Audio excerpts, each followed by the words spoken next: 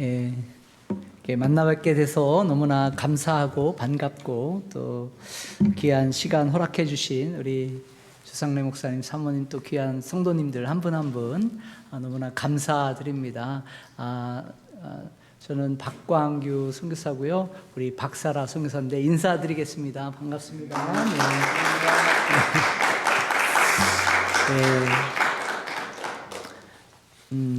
그 아프리카에서 왔으니까 또 아프리카 말을 해야지 또 아프리카에서 선교한다. 그렇게 사우보나 운자니 니아필라 나미, 이게 무슨 말이냐면요, How are you? I'm okay 라는 거예요. 안녕하세요. 잘 지냅니다. 뭐 이런 사우보나. 그래서 사실 남아프리카에 이렇게 오시게 되면 크게 사우보나 이렇게 딱 써 있습니다. 굉장히 반가운 인사예요. 그래서 우리도 다 같이 한번 반갑게 인사해 보겠습니다. 사우보나. 사우보나. 예, 잘 지내고 있다. 잘 지내냐? 뭐 이런 거죠. 운자니, how are you? 운자니. 예, 그렇습니다. 사우나 운자니. 예. 그러고요. 이까말라미우 크리스. 제 이름은 크리스고요. 니아자블라 우쿠쿠아지, 만나서 매우 기쁘고 반갑고 환영합니다. 꿀루꿀루 야쿠탄다. 하나님께서는 당신은 여러분들을 사랑하시고 우제스 야쿠탄다. 예수님이 여러분들을 사랑하십니다. 인코시 이나만다. 우리 주님이 능력이십니다. 뭐 아프리카 선교사 같습니까? 예, 한 2년 됐고요. 하나님이 참 귀한 시간들을 주셔서 너무나 감사히 사역을 하고 있습니다. 뭐 말씀 잠깐 이렇게 나누게 되면 사실 뭐 잘 아시겠지만 이 사도행전 16장은 사도 바울이 이 두 번째 선교 여행 중에 이런 아주 중요한 그 전환점을 기록하고 있지요. 그래서 바울이 1차 전도 선교 여행을 소아시아, 오늘날의 터키 지역에서 이렇게 여러 도시들을 방문하면서 선교를 한 이후에 사도 바울이 사실은 다시 그 자신이 방문했던 그런 지역들을 방문해서 교회들을 견고하게 하는 그런 사역을 하기를 원했던 것입니다. 그런데 예상하지 못한 일이 벌어진 것입니다. 그래서 바울과 이 실라가 갈라디아 이 지역을 지나서 비두니아로 가려고 했지만 성령께서 그것을 허락하지 않으셨다. 사도행전 16장 7절에 이렇게 말씀하죠. 어떻게 보면 인간의 그 계획과 이 선한 의도가 있었지만 어떻게 보면 때로는 또 하나님의 뜻은 전혀 다른 방향에서 일하시길 원하시고 또 전혀 다른 방향에서 저와 여러분들의 삶을 이끌어가는 그러한 모습들을 보게 되죠. 결국 사도 바울 일행이 소아시아 북서쪽 끝 드로아라는 항구 도시까지 이르게 됩니다. 그곳에서 이 사도 바울이 밤에 환상을 보게 되죠. 이 사도행전 16장 9절의 말씀이 그런 것입니다. 마게도냐 사람 하나가 서서 그들에게 청하여 이르되 마게도냐로 건너와서 우리를 도우라. 이것이 바로 이 유럽 선교의 시작점이자 또한 이 복음이 아시아에서 또 유럽으로 넘어가는 결정적인 그러한 순간이 되어진 것입니다. 하나님께서 방향을 바꾸실 때는 이유가 있는 것 같습니다. 이 바울의 선교가 새로운 그러한 대우로 확장되는 또 하나님의 그 위대한 그 비전을 이루어가는 그러한 일들을 하게 되는 것을 보게 되죠. 오늘 저와 여러분들의 삶도 마찬가지입니다. 마찬가지라고 저는 생각하는데요. 내가 생각하고 내가 계획했던 어떠한 계획들, 길들이 분명히 있는데 때로는 하나님께서 그 길 속에서 전혀 내가 상상하지도 않고 계획하지도 않았던 그런 길들로 인도하시는 것을 보게 됩니다. 사실 저는 목사님 말씀하셨지만 한국에서부터 전도사 생활 시작해서 사실 목사가 되는 게 아주 어려서부터 꿈이었고요. 목회를 해왔습니다. 그래서 하나님의 은혜로 미국에 와서 또 이민 목회를 20년 동안 하게 되었습니다. 담임 목사로 섬겼고요. 그 중에 저희가 이제 이민 목회를 알래스카에서 8년, 콜로라도에서 12년을 이렇게 사역하고 있는데, 그때 가장 많이 마음을 쓰고 했던 것 중에 하나는 이렇게 선교하는 겁니다. 그래서 선교도 뭐 물질로 돕고 하는 것도 있지만 단기 선교를 가능하면 많이 이렇게 참여하려고 했었습니다. 그리고 그 중에 저희가 이렇게 섬겼던 선교사님 가정이 또 사역이 남수단 선교사님이 계셨어요. 그래서 이 남산 선교는 저희가 정말 제가 이 미국에서 목회 시작하면서부터 아주 굉장한 오랜 기간을 사역을 했는데, 이분이 그래서 이분 사역을 돕기 위해서 제가 2018년도에 남수단이 사실 지금도 분쟁 중이지 않습니까? 그러다 보니까 이 남수단에서 많이 어려워서 이 난민들이 우간다의 북쪽에 이 난민들이 굉장히 많이 와 있습니다. 그래서 막 90만 명 넘는 이런 난민촌이 어마무지하게 큰 데가 있어요. 그래서 그쪽에 저희가 이제 이 선교사님하고 같이 사역하면서 우물을 파주고, 또 거기에 신학교 세워서 신학교 훈련하고, 또 고아원 사역하고, 이런 여러 사역들을 제가 이제 2018년도에 그곳에 가가지고 사역을 하게 되었습니다. 이 우물을 딱 파주고 뭐 우물을 이렇게 하다 보니까 이제 그 셀레브레이션을 하잖아요. 다 했으니까. 그래서 아이들이 막 몇백 명이 모여가지고 그 우물 주변에서 막 하나님 찬양하고 막 예배하고 막 이렇게 얼마나 기쁘고 정말 감사한지 모릅니다. 그렇게 하고 이제 그 우물을 어디에 팠냐면 고아원 옆에 딱 파게 됐어요. 그래서 그 셀러브레이션 끝나고 이제 고아원에서 저희가 학용품 세트하고 캔디 세트를 준비해가지고 아이들한테 이렇게 나눠주는 그런 일들을 했습니다. 그래서 이렇게 고아원 아이들에게 나눠주려다 보니까 아이들이 한 몇백 명 되는 애들이 쭉 이렇게 서가지고 이렇게 하나씩 오면서 주는 거예요. 근데 꼭 이렇게 보면 그 가운데 좀 튀는 애들이 있어요. 이게 좀 하나씩 와가지고 받으면 좋을 텐데, 중간에 어떤 아이가 한 뭐 6살이나 7살쯤 된 이 아이가 막 달려오는 거예요. 갑자기 이렇게 가만히 나는데 이 시커먼 애가 막 오는데, 순간 제가 고민을 하게 되는 거예요. 왜 제가 생긴 건 이래봐도 조금 비유가 약하거든요. 그래서 이걸 달려오는데 얘를 좀 안아야 되는지 아니면 좀 이렇게 좀 해야 되는지 막 고민이 돼. 근데 막 달려오는 애를 이렇게 밀칠 수는 없잖아요. 그래서 막 달려오길래 또 이렇게 딱 안아서 딱 올렸어요. 근데 저는 태어나서 살면서 냄새에 전기 충격과 같은 것을 맞춰본 게 처음이에요. 왜냐면 딱 안았는데 그 머리에서 나는 이 시큼털터만 막 이 냄새, 이거 설명하기도 어려워. 저는 난생 처음 맡아본 이 냄새가 갑자기 오는데 눈을 딱 감는데 핑 도는 거예요. 그래가지고 막 계속 안을 쏟고 살짝 이렇게 내려놓고 빨리 가라고. 근데 봤더니 또 옆에 그 선교사님은 막 애들 안고 뽀뽀하고 막 그래요. 제가 속으로 생각하기에 이게 아프리카 선교사, 그러니까 뭐 후원하고 뭐 이런 거 있지만 선교사는 이게 아무나 하는 일이 아니겠구나. 저는 하라고 해도 못 하겠더라고요. 진짜로 이게 어렵더라고요. 그렇게 하고서 이제 선교 사역, 신학교 가르치고 뭐 선교사역 돌아왔는데, 한 1년 반쯤 지났는데 2020년 12월에 그 선교사님이 카톡으로 장문의 편지를 보내시는 겁니다. 뭐라고 하냐면, 이분이 폐암 4기 판정을 받아서 본인이 이제 한국으로 돌아가야 되는 그런 상황이 있게 된 거예요. 그때부터. 근데 그 편지를 받고 그때부터 사실 제 마음에 굉장한 부담감이 생기는 거예요. 사실 뭐 미국에서 이민 목회를 하고 또 선교를 이렇게 돕고 하는 것도 뭐 좋은 일이죠. 할 수 있는데, 자꾸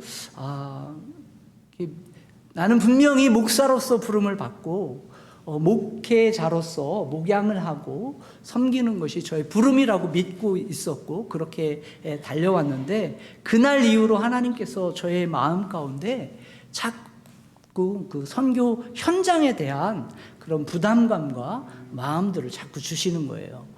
그러면서 이렇게 기도 때도 그렇지만 설교 때도 자꾸 선교나 전도나 이런 설교를 계속해서 시리즈로 하게 되고, 교인들에게도 이렇게 하는 그런 일들을 하다가 어느 날 새벽에 기도하는데 이 말씀으로 하나님이 찾아오신 거예요.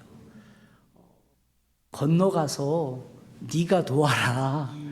이런 말씀이 주는 거예요. 그러면서 하나님이 주셨던 마음이 뭐냐면, 너 그때 그 정말 역겨운 냄새가 났던 그 아이가 너 기억나지?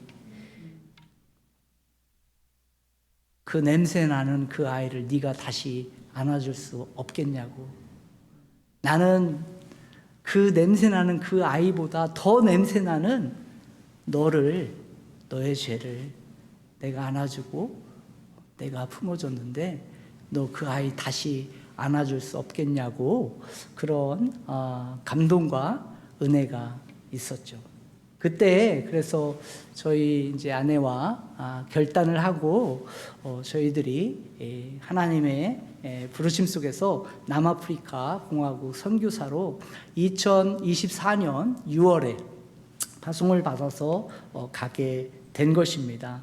아마 남아프리카 공화국에 대해서 많은 이야기를 들으신 그런 분들도 있을 텐데, 제가 잠깐 오늘은 사실 설교라기보다 어떤 선교 보고 또 이렇게 소개 이런 측면으로 좀 같이 나누길 원하는데요. 파워포인트를 좀 이렇게 넘겨주시면 제가 그거 보고 좀 설명을 드리겠습니다. 예. 그래서 넘겨주세요. 저희는 남아프리카 공화국 중에서도 요하네스버그에 있습니다. 넘겨주시면, 사실은 그 남아프리카가 굉장히 생각보다 멀더라고요.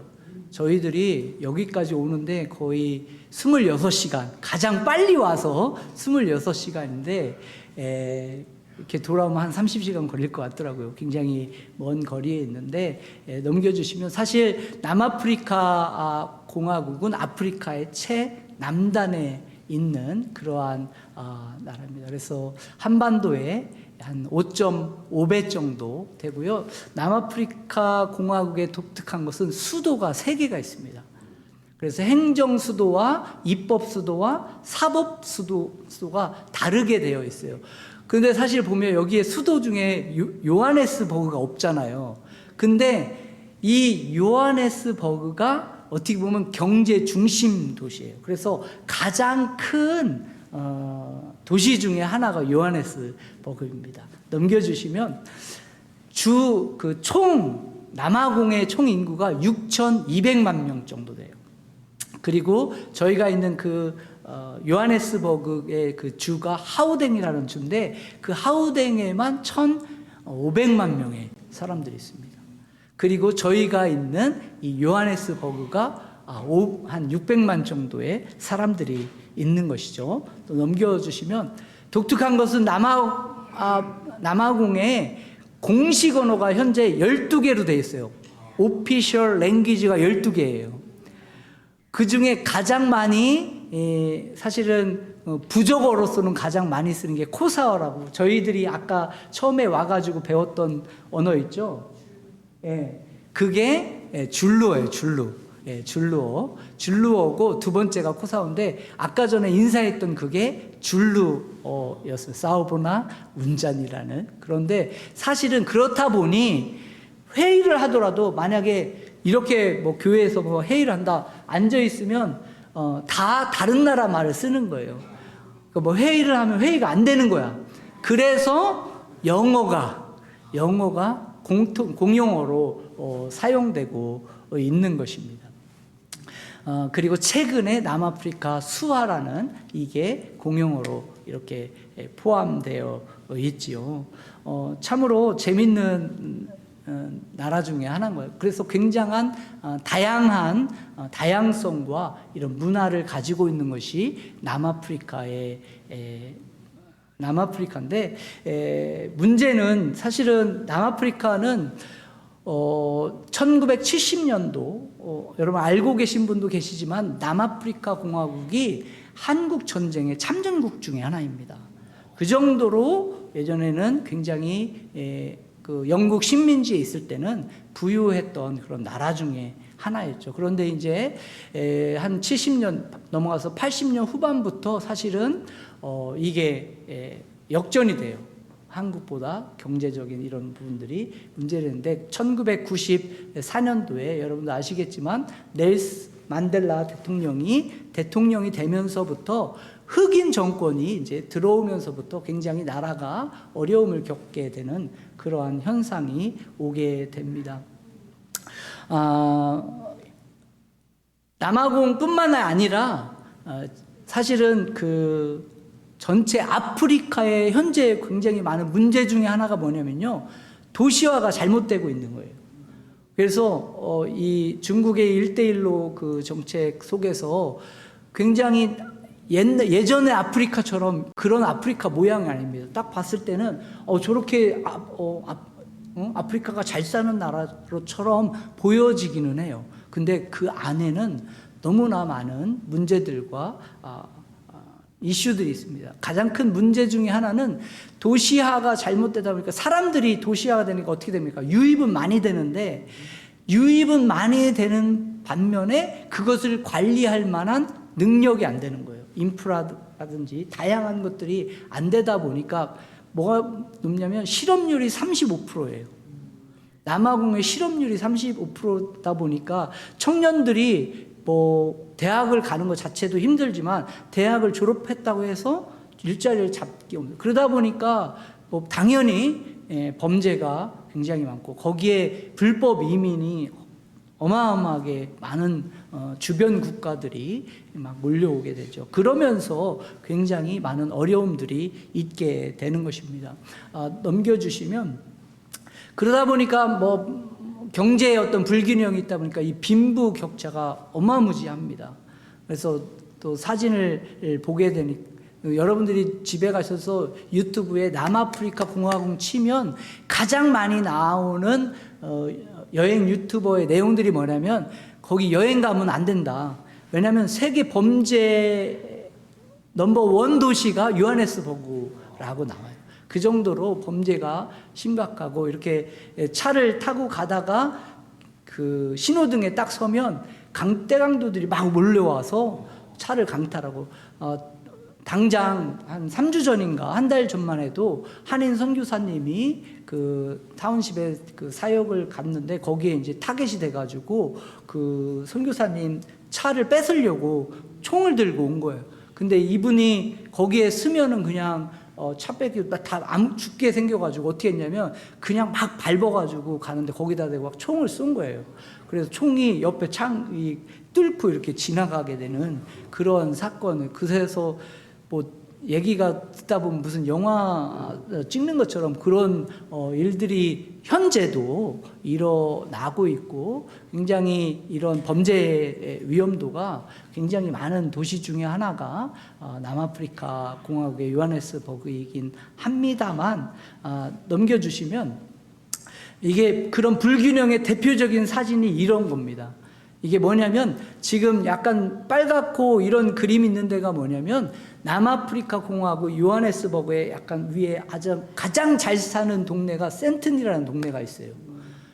여기는 백인들의 거주 지역이에요.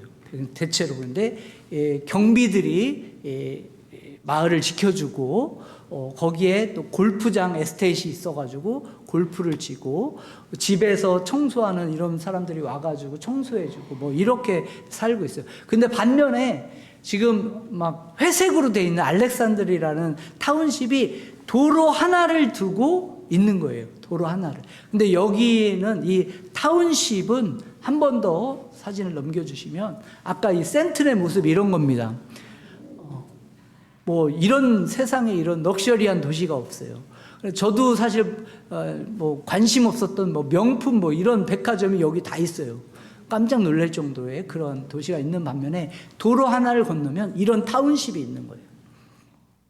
이 타운십은 뭘 이야기하냐면 이 아파르트 헤이트라고 인종차별 정책을 하면서 이 백인들이 의도적으로 흑인들이 몰려 살 수 있는 그런 타운을 조성시킨 거예요. 너희들은 여기서만 살아 라고 해가지고 형성된 그런 마을이 타운십인데, 이게 이제 아파르테이트가 끝나고 94년도에부터 이제 좀 자유롭게 하다 보니까 조금 좀 교육을 받게 되고 뭔가 이렇게 갖춰진 흑인들은 백인들이 사는 도시로 점점점 나올 수 있지만, 이제 이 타운십이 뭐가 되냐면 이민자들, 불법 이민자들이나 오갈 데 없는 그런 사람들이 모여 살게 되는 그런 집단 거주하게 되는 빈민촌이 되죠. 흑인 빈민촌이 되는 것입니다. 이 타운십이요, 사실은 어떻게 보면 한국으로 좀 비유를 하자면 한국의 유성구만한 사이즈의 200만 명이 몰려 살고 있어요. 인구 밀집도가 어마무지합니다. 저기 보이시면 저거를 쐐기라고 부르는데, 그 거주 형태 중에 하나가 뭐냐면 약간 철판 같은 걸 막 이렇게 붙여서 만드는 거예요.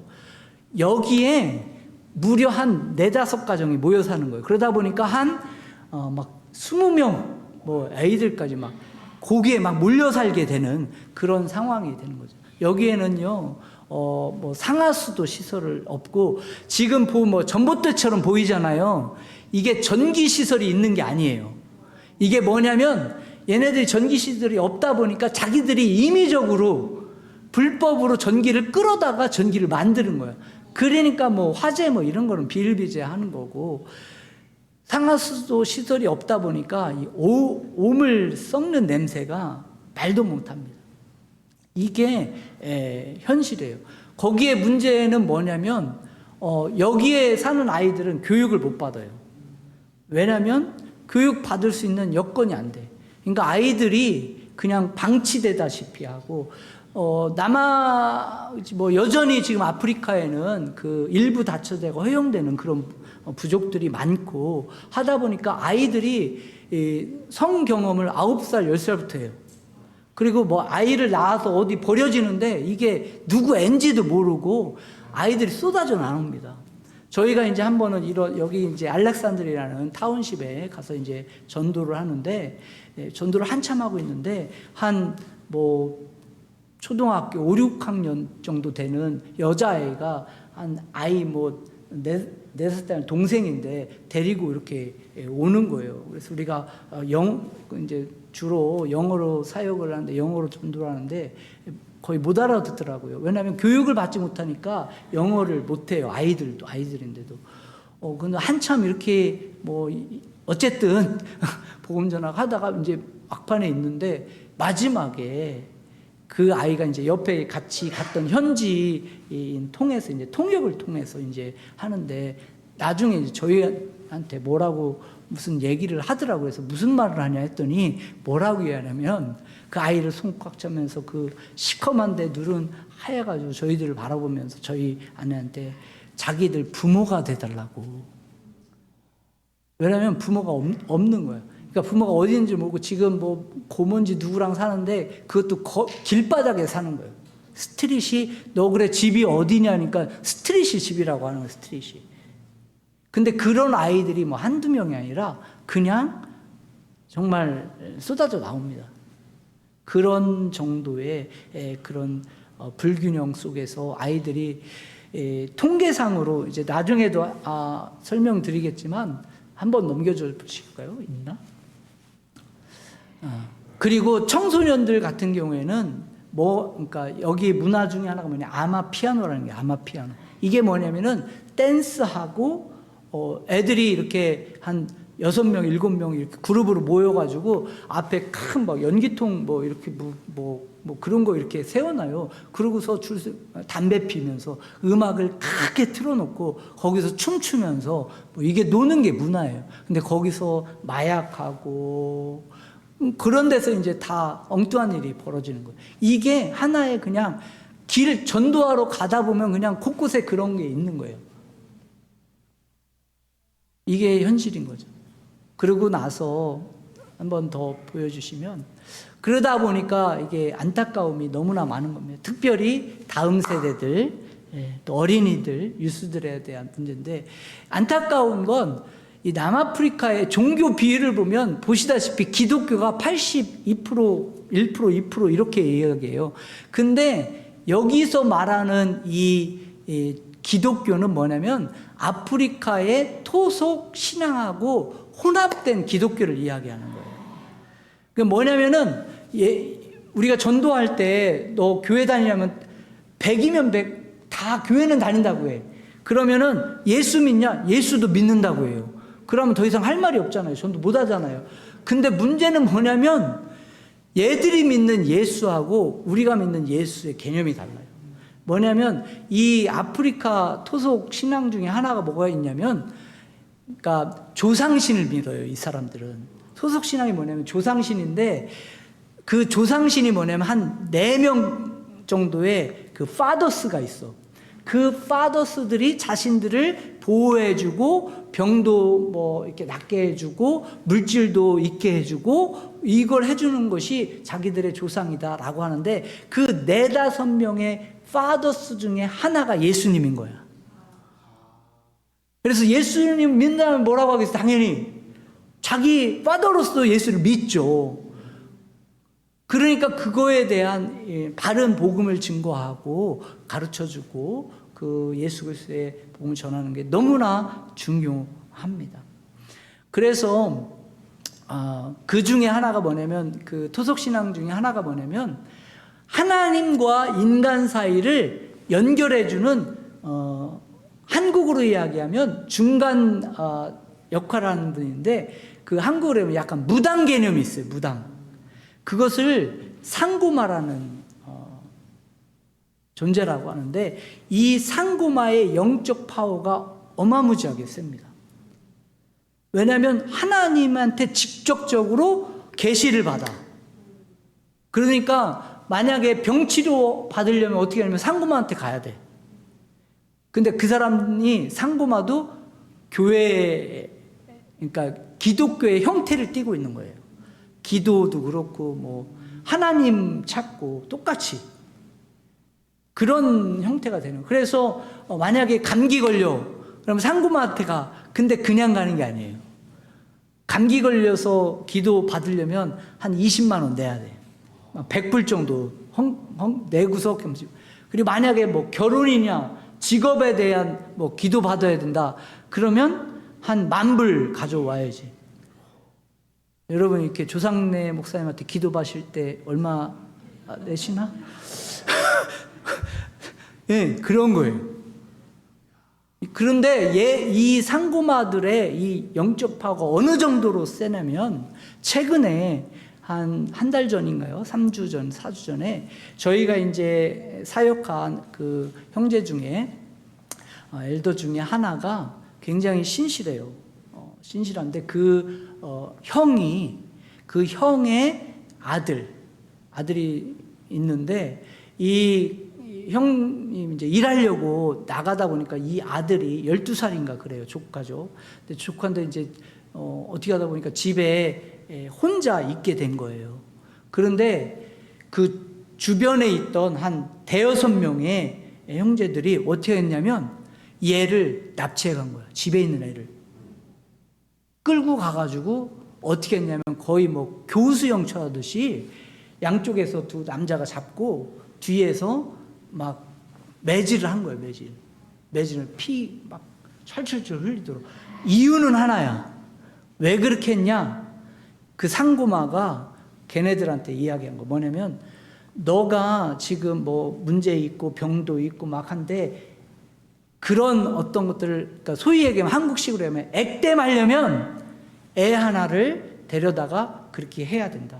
그래서 너 그 매질을 하면서 너가 가지고 있는 그런 죄, 그런 문제들 다 하나하나 다 걔한테 덤탱이 씌워가지고 그거 해라 해가지고 그렇게 매질하고, 피가 철철철 흘려가지고 거의 죽기 일보 직전이 된 거예요.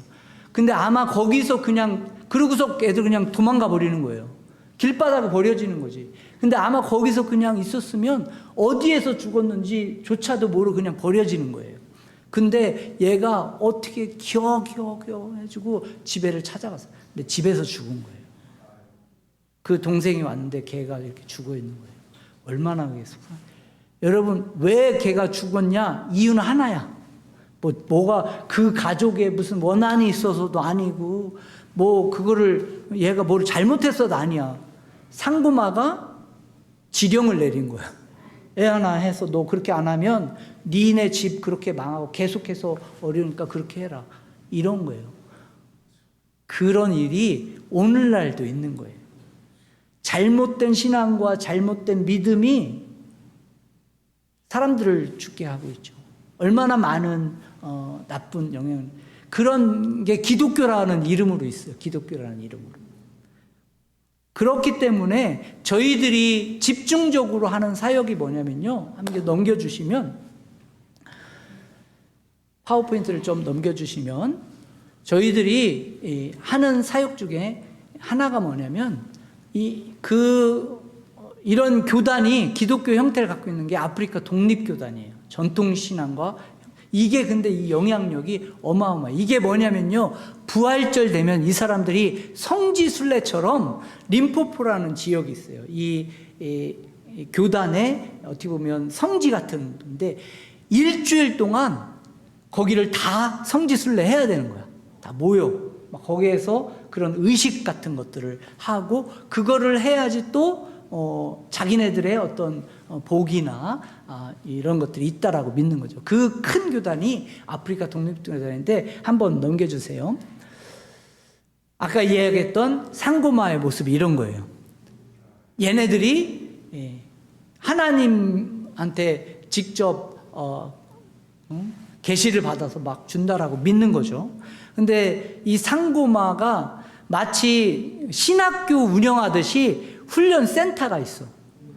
근데 그 훈련 센터 들어가는 게 대학교 들어가는 것만큼 치열해요.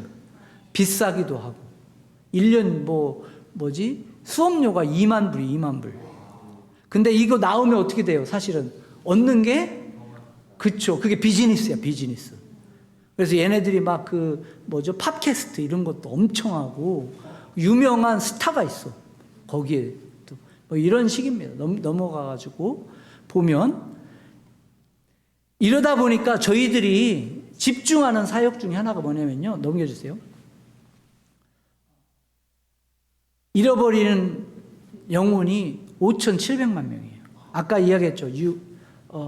6,200만 정도의 거의 80 몇 프로라는 기독교인데 그 중에 실질적으로 복음을 믿고 참 예수 그리스도를 믿는 퍼센티지는 저희는 한 7에서 10%밖에 되어지지 않는다고 봅니다. 나머지는 다 잘못된 기독교와 잘못된 신앙 속에서 지금도 헤매고 있는 거예요. 그 영혼들을 향해서 우리가 집중하고 있는 겁니다. 넘겨주시면 그 속에는요 440에 한 번도 예수 그리스도라는 이름과 복음을 들어보지 못한 그런 부족들이 있는 거예요. 거기에 우리는 관심이 있는 거고요. 또 넘겨주시면 우리는 전략적으로 아까도 이야기했지만 그 큰 타운십이 크게 그 요하네스버그 중심으로 해서 4개가 있어요. 여기에 저희가 전략적으로 그런 사역들을 집중하고 있습니다. 왜냐하면 타운십이나 소위 얘기해서 시골 들어갈수록 그 상고마의 영향력이 무지하게 셉니다. 그리고 왜냐면 이게 그렇잖아요. 사람들이 가난하면 가난할수록 영적인 도구를 많이 사용하게 돼요. 거기에 빠져들게 돼요. 그래서 저희들이 이 4개의 타운십에 집중해서 사역을 하고 있고, 특별히 맨 위에 보면 코스모시티라는 타운십이 있죠. 거기에 코스모시티 베프티스트 교회가 있습니다. 거기를 저희가 전략적으로 주일마다 섬기고 있고, 특별히 목회자와 평신도 리더들을 훈련하는 목적은 그겁니다. 뭐냐면 이들이 너희들만 예수님을 잘 믿어가 아니라 이들에게 참 예수 그리스도를 잘 믿는 그 복음에 대해서 잘 가르쳐 줄 뿐만 아니라 이들이 또 다른 제자를 세워갈 수 있는 그 일들을 감당하도록 훈련하는 거예요.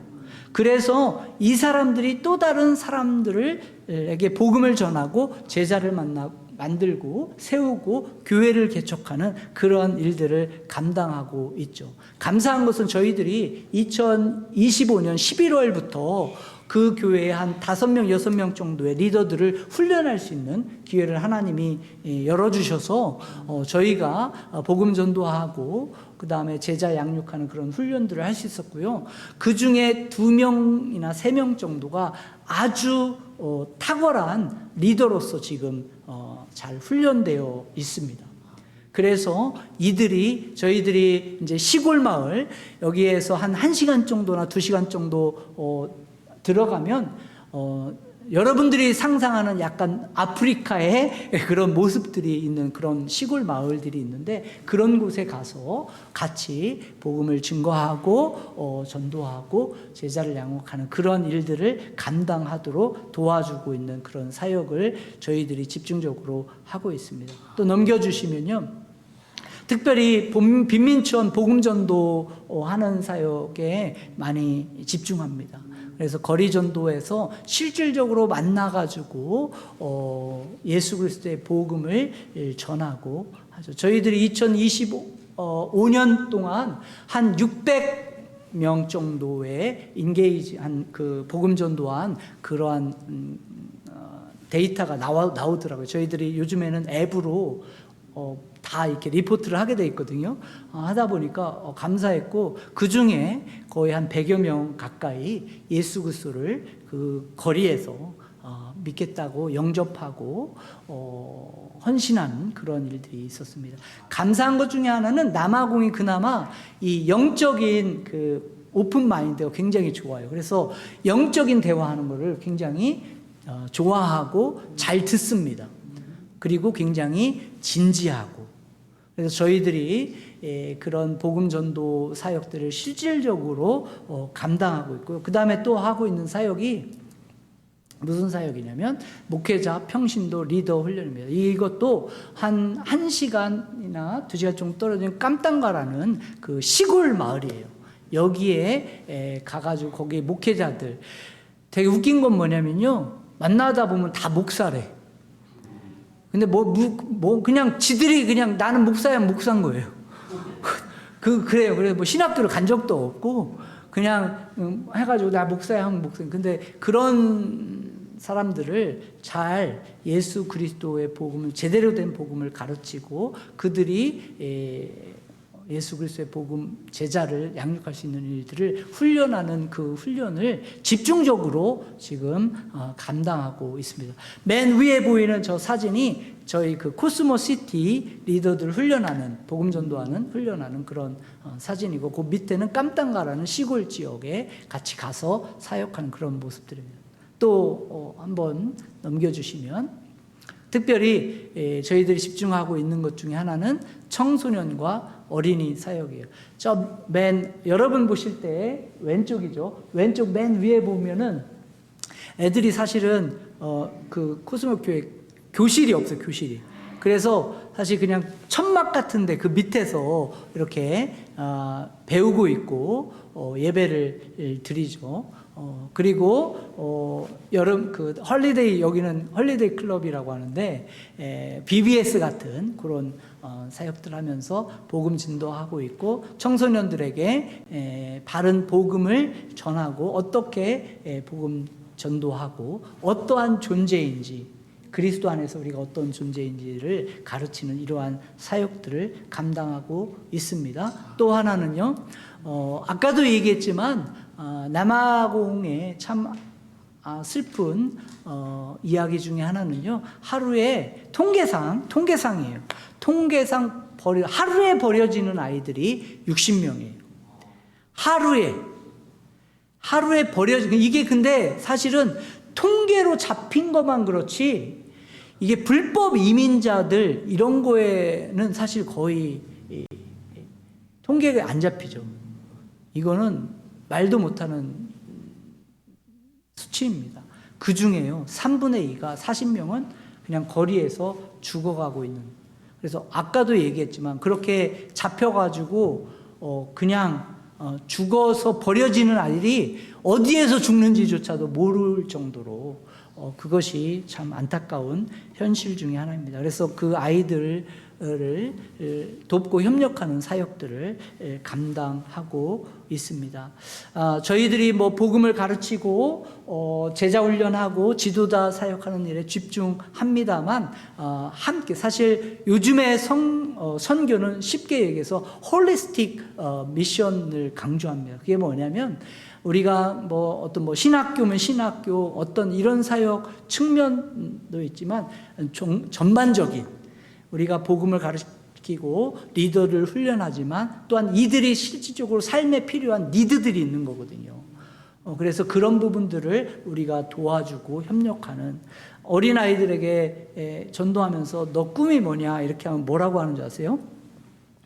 꿈이 축구공 하나 갖는 게 꿈이에요. 축구공 하나 갖는 거. 얼마나 안타까운지. 그리고 그 아이들이 사실은 축구를 찰 때 제대로 된 신발도 없어요. 그래서 그냥 맨발로 잖아요. 그래서 그런 것들을 어떤 필요들을 공급하고 채워주는 이런 사역들을 협력적으로 하고 있습니다. 여러분들의 관심과 기도와 도움이 여전히 필요합니다. 그리고 여러분들의 그러한 사랑의 손길이요 여전히 많은 곳에서 필요합니다. 어떤 분들은 약간 비판적으로 이렇게 표현하시는 분들이 있을 수 있어요.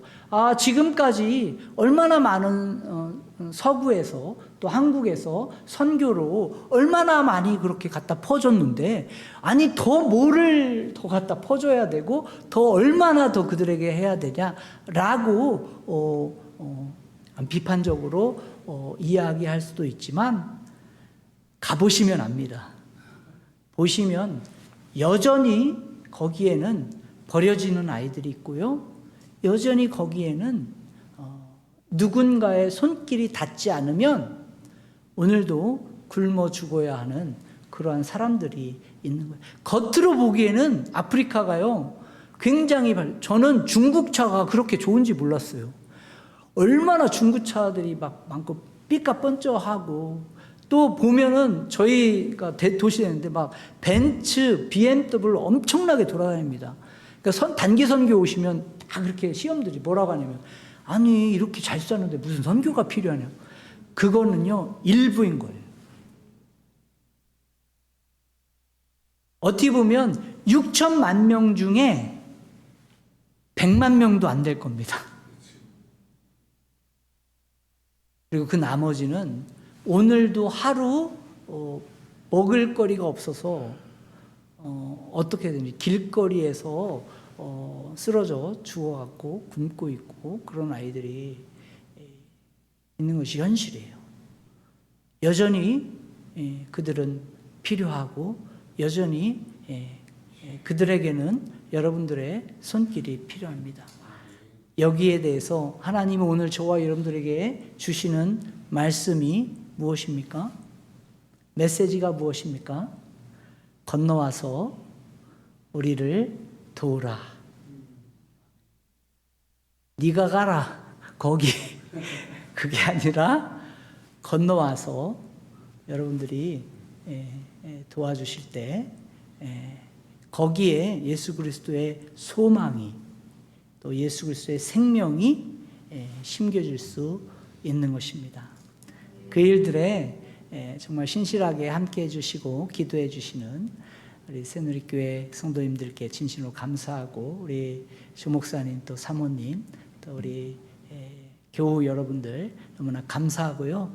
계속적으로 여러분들의 기도와 손길을 또 협력을 부탁하면서 오늘 선교 보고차 마치도록 하겠습니다. 기도하겠습니다.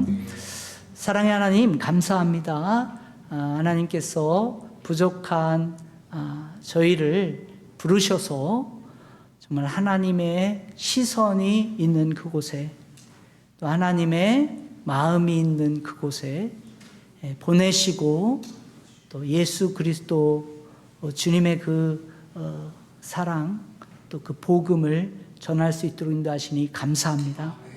하나님, 우리가 위대해서, 우리가 특별나서, 우리가 가진 것이 많아서 그것이 아니라 주님이 나를 그렇게 사랑하셨기 때문에, 주님이 나를 그렇게 부르셨기 때문에 오늘도 우리는 그곳을 향해 나갑니다. 하나님, 오늘 이곳에 계신 우리 귀한 성도님들 한 분 한 분 기억하여 주시고, 이분들의 기도와 이분들의 헌신과 이분들의 사역을 주님이 긍휼히 여겨주셔서 하나님의 놀라우신 그 하나님 나라의 비전 가운데 사용하여 주시옵소서. 특별히 귀한 조 목사님, 사모님, 정말 밤낮으로 기도하며 우리 귀한 성도님들을 위해서 사역할 때 성령 하나님께서 강권적으로 붙잡아 주시고 지치지 않게 하여 주시고, 아버지 하나님이 공급하시는 그 새 힘이 날마다 일어나게 하여 주시옵소서. 특별히 귀한 우리 성도님들, 하나님께서 지금까지 인도해 주셨는데 앞으로의 남겨진 인생의 여정도 주님이 붙잡아 주시고, 주님이 책임져 주시고, 주님이 돌봐 주시옵소서. 특별히 우리 귀한 청년들 있습니다. 하나님, 이들을 하나님 나라의 다음 세대의 아버지 주인공들로 삼아 주십시오. 하나님 나라에 정말 그 위대한 일을 감당할 주의 일꾼들로 일으켜 세워 주시옵소서. 그래서 하나님 보고 두시기에도 정말 아까운 귀한 하나님 나라의 귀한 존재들로, 아버지 일꾼들로, 청년들로 일어나게 하여 주시옵소서. 감사합니다. 영광 돌립니다. 예수님 이름으로 기도합니다. 아멘.